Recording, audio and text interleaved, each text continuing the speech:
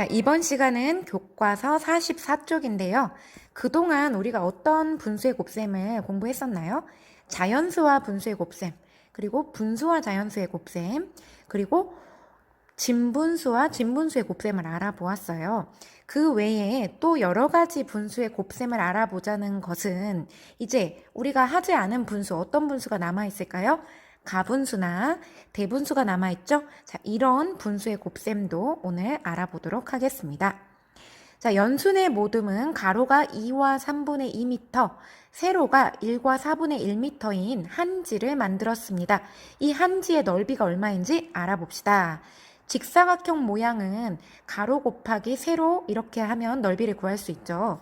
그러면 우리가 한지의 넓이를 구하는 식은 자, 가로 2와 3분의 2 곱하기 세로 1과 4분의 2를 해주면 돼요. 넓이가 얼마쯤일지 예상해 보세요. 자, 예상 여러분이 한번 해보세요. 얼마 정도 될 것 같아요? 자, 일단 2보다는 좀 커요. 그리고 1보다는 큽니다. 그렇단 소리는 1은 1 하면 2제곱미터인데 2제곱미터보다는 더 살짝 가로도 길고 세로도 기니까 크겠죠. 아, 2제곱미터보다는 클 것 같다. 그리고 또 반대로 말하면 자, 얘는 3보다는 작고요. 2보다는 작아요. 그러면 3이 6보다는 당연히 작겠죠. 이런 식으로 범위를 축소시킬 수가 있어요. 그리고 이쪽 가로 길이는 자, 2와 3 중에서는 그래도 2랑 가깝고 3이랑 가깝네요. 그 다음에 얘는 1이랑 조금 더 가깝죠. 그러면 3일은 3, 3이랑 좀 비슷하겠구나. 이렇게 예상해 볼 수가 있습니다. 자, 이것은 예상이기 때문에 정확한 값을 구하려면 계산을 해봐야 되는데 자, 먼저 그림으로 나타내서 계산을 해보도록 하겠습니다. 가로가 2와 3분의 2니까 자, 자연수 1, 2 하고도 3분의 2가 더 있어요. 그러면 자, 여기 2를 3등분 한 것 중에서 2칸 여기까지죠. 자, 여기가 가로예요. 세로는 1과 4분의 1이니까 자, 1 하고도 4등분 한 것 중에 한 조각 여기에요. 그러면 자, 이걸 이렇게 아이고, 손이 이렇게 연결을 하면 되겠죠.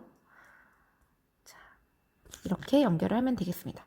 자, 이렇게 연결을 하고 그러면 이 직사각형을 우리가 계산을 해볼 건데요. 자, 이쪽이죠. 빗금을 쳐보자면 자, 어떻게 계산하면 좋을까요?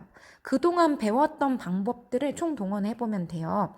자, 여기 이 작은 조각 한 칸이 몇 분의 몇인지를 우리가 따져보고 그러면 이 직사각형에 몇 조각이 들어갔느냐 이런 방법으로 우리가 그 전에 우리 계산값을 구해봤었죠. 그런 방법으로 할 수 있습니다. 자, 여기 이 조그만 한 칸이 의미하는 건 몇 분의 몇일까요? 전체 조각의 개수를 구하면 안 돼요. 왜 그러냐면 2를 기준으로 했을 때 몇 조각으로 쪼갰느냐를 봐야 되기 때문에 자, 1은 어디냐면 빨간색으로 한번 보여줄게요. 여기서부터 여기까지 이게 1입니다. 자, 1m 이게 1이에요. 이걸 기준으로 했을 때 이 조그만 사각형이 몇 개 있는지를 보면 돼요. 자, 몇 개인가요? 12개가 있죠?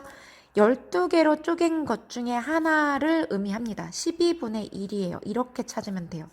이 큰 2m와 3m 직사각형의 개수를 다 따지면 안 되고 1m를 기준으로 했을 때를 삼아야 되기 때문에 이 조그만 직사각형 하나는 조각 하나는 12분의 1을 의미합니다.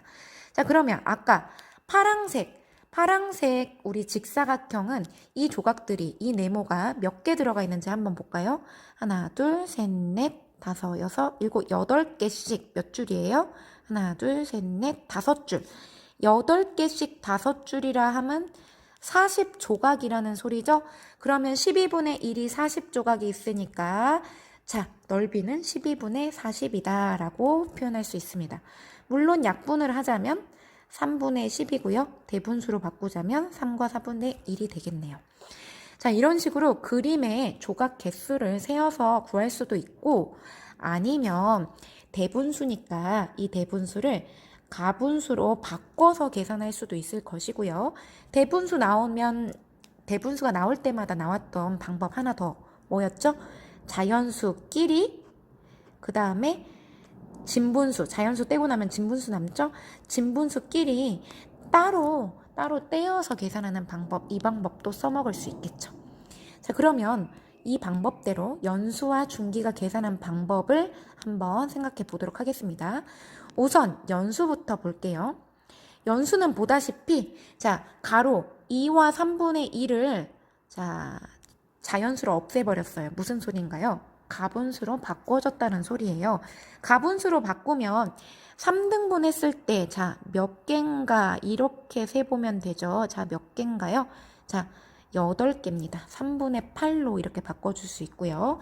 세로는 이게 4등분한 조각인데 총 몇 개냐면 5개예요. 그래서 4분의 5 이렇게 대분수를 가분수로 바꿔서 표현하고 있습니다. 3분의 8 곱하기 4분의 5. 그러면 아까 우리가 그림을 그려서 해본 것처럼 3, 4, 12등분한 조각이 8호 40조각이 있겠죠? 분모끼리 분자끼리 곱하고 있어요. 그러면 약분해서 3분의 10이고요. 3과 3분의 1이 나옵니다. 오른쪽에 중기 방법도 볼게요. 중기 방법 같은 경우에는 중기는 쪼개주지 않았어요. 가분수로 바꾼 게 아니네요. 일단 가로는 그대로 두고 세로를 분리시켰어요. 여기서부터 여기까지는 자연수죠. 1입니다. 그리고 여기 4분의 1을 자연수와 진분수로 분리시켜줬어요.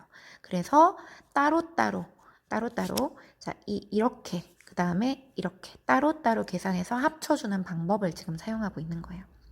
자, 그럼 해보겠습니다. 2와 3분의 2에다가 1만 곱하는 거예요. 그 다음 더하기 2개 합쳐줘야 되니까 또 역시 2와 3분의 2에다가 이번에 뭐를 곱하냐면 4분의 1만 곱해주는 거예요.